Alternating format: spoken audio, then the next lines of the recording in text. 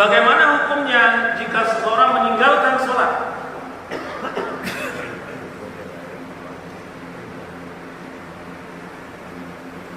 Bapak yang dimuliakan oleh Allah,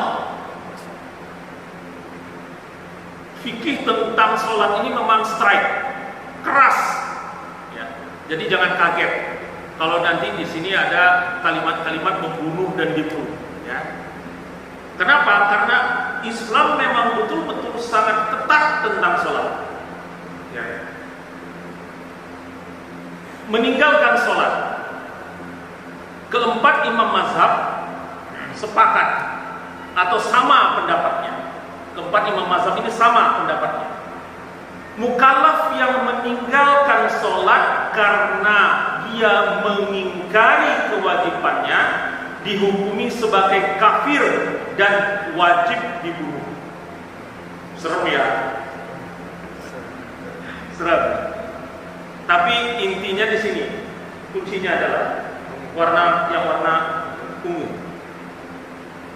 Mukallaf yang meninggalkan sholat karena dia mengingkari kewajiban sholatnya, maka dia dihukumi sebagai dia kafir dan wajib dibunuh.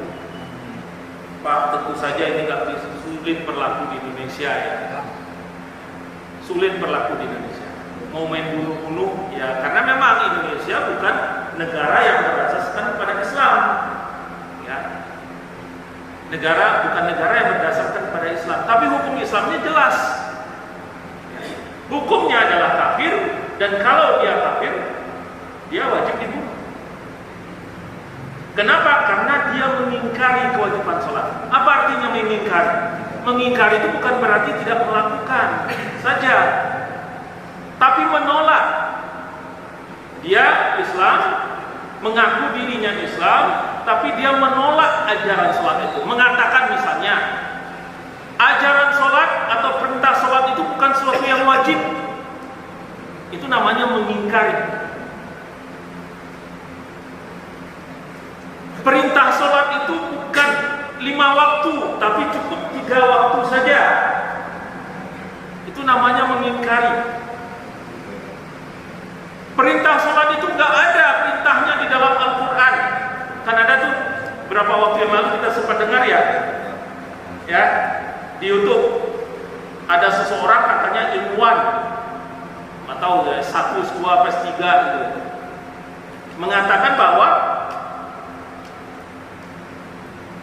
sholat itu bukan suatu kewajiban. Mengatakan bahwa sholat itu nggak ada perintahnya di dalam Al-Quran. Dia yang bodoh karena tidak tahu, tapi mengatakan dengan gampangnya seperti itu. Jelas-jelas dalam Al-Quran perintah sholat itu ada. Nah, ini namanya mengingkari, bukan tidak melakukan. Beda ya. Mengingkari itu adalah dia mengatakan perintah sholat itu tidak wajib, atau hanya 3 saja, atau hanya mengatakan bahwa bukan suatu kewajiban. Ya kalau dia mau lakukan, tapi kalau enggak ya enggak apa-apa. Ini namanya mengingkari perintah sholat. Maka keempat imam mazhab itu pendapatnya sama, atau fatwanya sama. Fatwanya sama, bahwa dia dihukumkan kafir. Dia dihukumkan kafir. Namun keempat imam mazhab ini berbeda dalam fatwanya. Jika orang yang meninggalkan sholat itu hanya karena malas dan meremehkan, ya, jika malas dan meremehkan, jadi bukan karena dia mengingkari kewajiban sholat. Jadi misalkan, wah, sholat itu memang suatu kewajiban dan harus dilakukan, cuma karena saya sibuk nih, sering tertinggal saya sholat saya. Itu bukan karena mengingkari kewajiban, tetapi adalah karena malas dan meremehkan, memandang enteng. Ya, karena malas dan meremehkan, lebih mengutamakan sesuatu yang lain daripada perintah sholat, mengerjakan sholat, atau lebih terbenam dalam kesibukan waktunya sehingga dia lalai untuk mengerjakan sholat, maka di sini keempat imam mazhab itu berbeda pendapat dalam fatwanya. Karena malas dan meremehkan, di dalam mazhab Syafi'i dia harus dibunuh atas nama had, bukan karena dikafirkan. Ini beda. Sama Maliki dan Syafi'i sama-sama dibunuh, tetapi tidak dianggap kafir. Ya, dia tidak dianggap kafir, tetapi dia dibunuh karena had, karena hukum. Hukumnya ya di dalam Islam seperti itu. Tapi dia tidak dianggap kafir.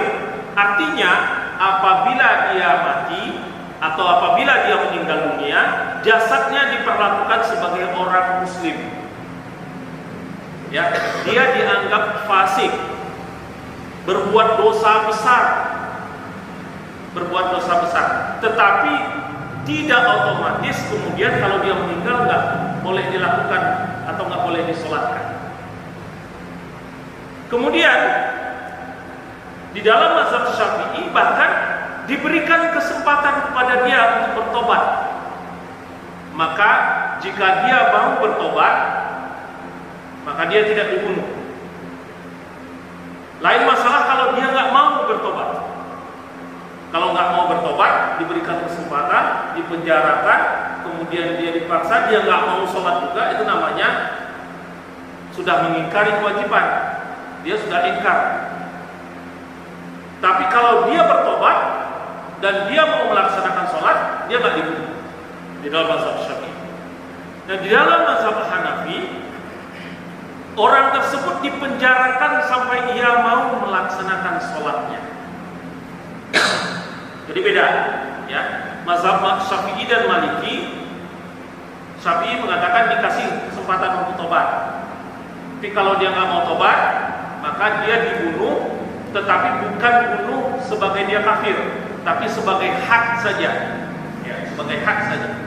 Tapi di dalam mazhab Hanafi, dia dipenjarakan saja cukup sampai dia mau melaksanakan sholat. Jadi nggak dibunuh, ya, Hanafi. Di dalam mazhab Hambali, orang yang meninggalkan sholat harus dibunuh karena kekufurannya sebagai orang murtad. Ya. Jadi di dalam mazhab Hambali tidak peduli, tidak dibedakan apakah karena dia tidak mengingkari kewajiban sholat atau dia tidak mengingkari, tetapi dia tidak melaksanakan sholat. Itu dihukumkan sebagai kafir dan murtad, ya, tetap dihukumkan sebagai kafir dan murtad. Nah, ini juga yang menyebabkan ada beberapa pendapat yang mengatakan yang tidak mau mensolatkan orang yang tidak solat, ya. Ini dasarnya. Mereka lebih cenderung kepada pendapat yang disampaikan atau fatwa yang diikuti oleh mazhab Hambali, bahwa orang yang tidak mau melakukan sholat itu, yang tidak melakukan sholat, dihukumkan sebagai orang murtad, dihukumkan sebagai orang kafir. Kalau dia mati nggak mau disolatkan, ya. Tetapi di dalam mazhab Maliki dan Syafi'i dan Hanafi, dia tidak dihukumkan sebagai kafir. Dia masih tetap harus disolatkan. Ini dalam mazhab Syafi'i, Hanafi, dan Maliki. Tapi kalau mazhab Hambali, orang yang tidak mau melakukan sholat itu, walaupun dia tidak mengingkari kewajiban sholat, dia tidak disolatkan, ya.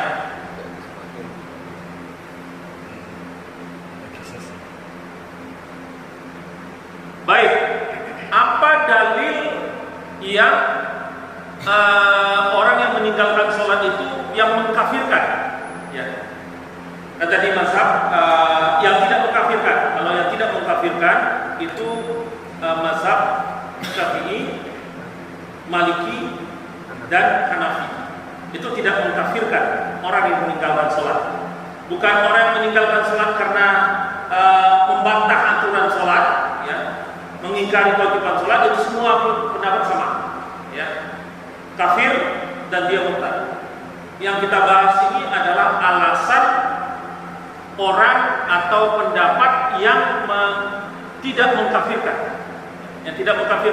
ya. Dalil yang digunakan itu adalah surah An-Nisa ayat 48. Sesungguhnya Allah tidak akan mengampuni dosa syirik, dan Dia mengampuni segala dosa-dosa selain daripada syirik itu bagi siapa yang dikehendakinya. Barang siapa yang mempersekutukan Allah, maka sungguh ia telah berbuat dosa yang besar. Di dalam hadis ini Allah mengatakan bahwa dosa yang tidak diampunkan oleh Allah itu hanyalah dosa syirik, ya, hanyalah dosa syirik. Kalau syirik kepada Allah, maka itu tidak diampunkan. Artinya apa? Selain dari dosa syirik, itu diampunkan oleh Allah. Bisa diampunkan oleh Allah kalau Allah berkehendak menghendakinya. Kemudian hadis yang diriwayatkan oleh Imam hadis yang 5. Ini sedikit demi sedikit, sedikit kita masukkan ilmu hadis, ya, ilmu hadis. Imam hadis itu ada 7, ya. Imam Bukhari, Muslim, Abu Daud, Tirmizi, Nasa'i, Ibnu Majah, ya. Tambah Imam Ahmad. 2 dikatakan hadis sahih, 4 itu sunan, kelima yang Imam Ahmad itu musnad. Nah, apa kalau disebut dengan Imam 6, maka itu yang 7 itu kecuali Imam Ahmad. Kalau disebut dengan Imam yang 5 seperti yang ini, maka itu artinya adalah yang 7 dikurangi 2, yaitu Bukhari dan Muslim, ya. Jadi kalau hadis ini artinya kita temukan di hadis-hadis yang lain, ya, di imam yang 5. Sesungguhnya perkara pertama yang dihisab kepada manusia pada hari akhir adalah sholat yang wajib. Jika dia menyempurnakan, maka tidak ditanya lagi. Jika tidak, maka ditanya lagi. Lihatlah, apakah dia melakukan sholat sunnah. Jika dia melakukan sholat sunnah, maka disempurnakanlah sholat wajibnya itu dengan sunnahnya. Begitulah yang dilakukan terhadap semua amalan fardu yang lain, ya. Hadis ini menjelaskan bahwa yang pertama dicek itu adalah sholatnya. Apabila dia melakukan menyempurnakan, maka tidak ditanya lagi. Apabila dia menyempurnakan, maka tidak ditanya lagi. Jika tidak, maka ditanya lagi, lihat apakah dia melakukan sholat sunnahnya, ya. Jadi masih ada peluang, Hadis ini juga yang didasarkan atau yang dijadikan hujah oleh Ibnu Hazm nanti pada pembahasan qada, ya. Ibnu Hazm yang mengatakan bahwa sholat sunnah itu bisa menutupi kekurangan sholat wajib. Cuma ulama berbeda pendapat. Keempat imam mazhab mengatakan bahwa menyempurnakan ini bukan berarti meninggalkan, ya, tetapi adalah kesempurnaan sholat, ya, kesempurnaan sholat. Misalnya sholatnya tidak tumaninah, misalnya sholatnya ditunda-tunda, misalnya sholatnya tidak berjamaah, ya, itu yang disebut dengan menyempurnakan sholat, bukan meninggalkan sholat. Tetapi Ibnu Hazm dalam menafsirkan hadis ini, dia mengatakan tidak sempurna itu adalah ada sholat yang tertinggal, ya. Sehingga beliau berpendapat bahwa sholat yang tertinggal itu bisa ditutup oleh sholat sunnah. Tapi keempat imam mazhab tidak berpendapat seperti itu. Kita lanjutkan, ya. Dalil yang lain yang mengatakan bahwa ia tidak menyebabkan tidak kafir, ya, tidak menyebabkan kekafiran, akan hadis yang ditakhrij oleh Imam Bukhari, akan keluar dari api neraka, yaitu siapa saja yang mengatakan tiada Tuhan selain daripada Allah dan dalam hatinya ada kebaikan seberat biji gandum. Kalau di dalam ayat-ayat yang lain dikatakan oleh Allah, sering dikatakan oleh Allah bahwa orang-orang kafir itu adalah hum fiha khalidun. Mereka kekal di dalamnya, di dalam neraka. Artinya apa? Artinya orang yang sudah dinyatakan kafir oleh Allah, orang yang sudah dinyatakan musyrik oleh Allah, itu dia kekal selamanya ada di dalam neraka. Tapi orang yang ada sedikit iman di dalam hatinya, walaupun dia masuk ke dalam neraka, walaupun dia tidak melakukan sholat, tetapi ada iman di dalam hatinya, maka nanti pada akhirnya dia diangkat. Kenapa? Ada keimanan di dalam hatinya setelah babak belur di dalam api neraka, ya. Ya, kita jangan coba-coba cari alasan, nggak apa-apa lah, pokoknya kan nanti diangkat ke dalam surga. Tapi babak belurnya ini tuh sudah berjuta-juta tahun kita dihajar habis-habisan. Jangan pilih opsi yang itulah. Nah, di dalam pendapat ini mengatakan bahwa walaupun dia tidak melakukan sholat, tapi dia tidak dianggap kafir. Ini dalil yang tidak mengkafirkan orang yang melakukan sholat. Apa dalil yang digunakan oleh mazhab Hambali yang mengatakan bahwa orang yang meninggalkan sholat bukan karena dia menolak perintah sholat, tapi karena lalai atau karena dia lalai, malas dan menganggap ringan, maka dalilnya yang digunakan oleh mazhab Hambali adalah hadis riwayat jamaah kecuali Bukhari dan Nasai, ya, yang membedakan seorang dengan kekufuran adalah meninggalkan sholat, sama seperti hadis yang kita baca tadi, riwayat Muslim tadi yang di bagian awal, ya. Hadis yang membedakan seorang dengan kekufuran adalah meninggalkan sholat. Kalau begitu artinya adalah orang yang meninggalkan sholat itu kufur, ya. Kemudian hadis riwayat Imam hadis 5, ya, yang saya ceritakan tadi. Kalau disebut riwayat hadis Imam 5, itu artinya 7 imam kecuali Imam Bukhari dan Muslim. Perjanjian antara kami dengan kamu adalah sholat. Siapa yang meninggalkannya, maka sesungguhnya dia menjadi kafir, ya. Maka sesungguhnya siapa yang meninggalkan sholat, dia menjadi kafir.